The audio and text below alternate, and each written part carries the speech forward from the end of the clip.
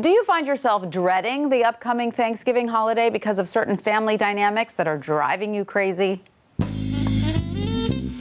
Should I skip the Thanksgiving family dinner this year? The Moneyologist Quentin Fottrell is here to help us puzzle this one out. Quentin, great to see you. So you have a reader who has a specific problem, but reading his letter, it seems to me a lot of people have this problem, which is... You think?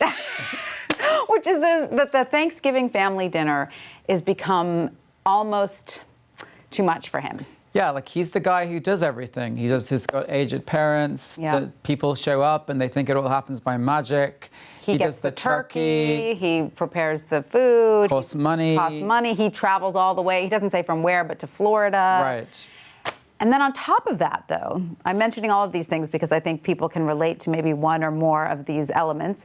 He says his nephew and niece are on their handhelds the entire dinner, not making any conversation. Right. And he always gets into a political argument with his brother. Right. So put all that together, and he thinks, why am I here? He wants to go to Hawaii, for which I can understand. But just because you fly thousands of miles away doesn't mean you get further away from the problem.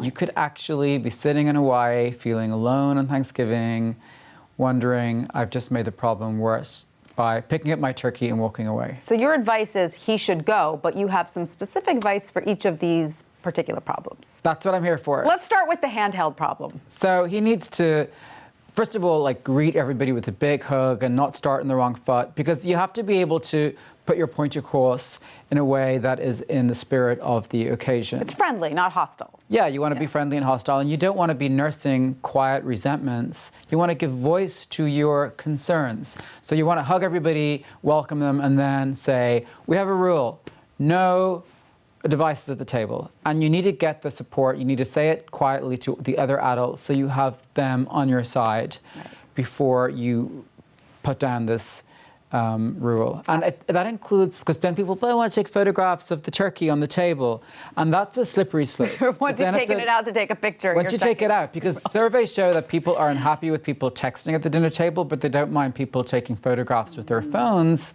And to me, that's a disconnect. Yes, so just put the phone away in another room and don't even think about it. Take the picture of the turkey when it comes out of the oven before you go to the table, and then leave your phone. Okay, what about the inevitable political discussion? So that's a big one. It's especially we're in an election cycle, so you need to. Sometimes the most powerful thing you can do in a conversation is say nothing, and it's a really wonderful tool to use. Once you try it once, it's kind of fun. You can do it again and again. And again, you want to have the support of another sibling. So don't be baited, is what you're saying. Right. If your brother makes that political comment that you don't agree with, just do not respond at all. Right. You don't have to. You don't even have to say, I'm not going to fall for it this year. Right. Once you start that, then you're going to fall for it. That's right. And you have other little games to preoccupy people so they don't get onto this, like have a bowl and say everything you're thankful for. Yeah, we know it's cheesy.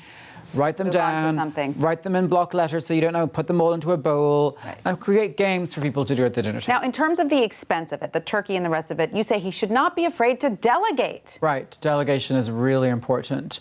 You have a lot of people, there was a fellow from Bon Appetit magazine talking about how people actually prefer pecan pie to pumpkin pie. I don't know, is that true? I prefer pecan to pumpkin, but that's okay. Yeah, that's interesting. But also, it seemed to me he was saying like a lot of things that you should do and what guests should do. And if you're going to have somebody in control, you need them to grasp the authority gracefully and say, it's your job to bring the coffee and the mayonnaise for the next day. It's your job to bring a bottle of wine. It's your job to bring the mashed potatoes. So you don't feel like you have to do it all by yourself, because sometimes we like to be the martyr. We get something out of it. Right, let the martyr go. Great advice, Quentin. Something tells me your reader is going to have a much better time at Thanksgiving. I hope so. Very good advice.